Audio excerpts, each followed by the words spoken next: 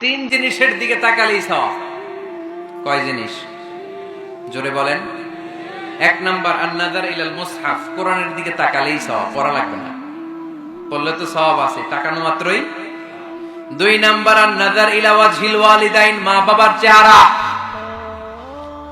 মা বাবার খেদমত করলে তো সওয়াব আছেই, টাকা দিলে তো সওয়াব আছেই, কিন্তু মা বাবার চেহারার নজরের দিকে যদি রহমতের নজরে একবার তাকান, একটা কবুল হজ করলে যেই সওয়াব, ওই সওয়াব আমল নামাই দিবে কে?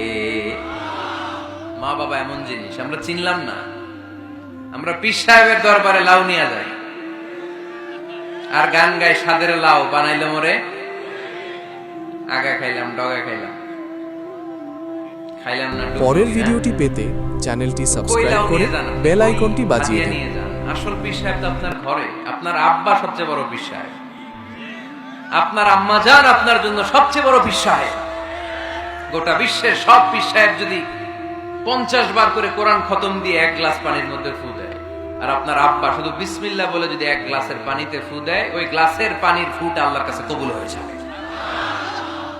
এজন্য বিশ্বনবী বলতেন, জান্নাতু তাহতা আকদামি উম্মাহাতিকুম, ও দুনিয়ার মানুষেরা শোনো, দুনিয়ার পুরুষ মানুষদের পায়ের নিচে থাকে জুতা, জুতার নিচে থাকে বালু আর মাটি, আর দুনিয়ার বুকে এক একটা মায়ের পায়ের নিচে থাকে তার সন্তানদের জান্নাত।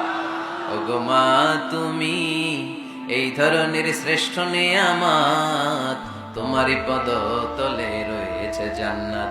ওগো মা তুমি এই ধরনের শ্রেষ্ঠ নেয়ামত, তোমারই পদ তলে রয়েছে জান্নাত। সুবহানাল্লাহ পড়ে। কি মা? এই মারে আমরা চিনি না।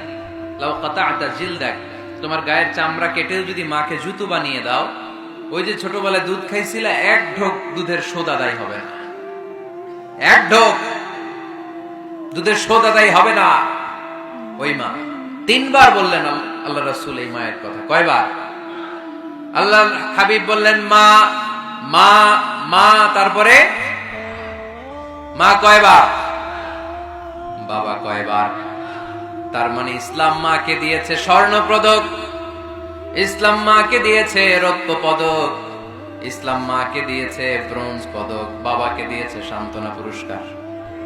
ঠিক কিনা? 3 বার যদি মা হয়, একবার যদি বাবা হয়, তাহলে স্বর্ণ পদক কে? রৌপ্য পদক, ব্রোঞ্জ পদক, সান্ত্বনা পুরস্কার। সুবহানাল্লাহ কইতে বললেন না?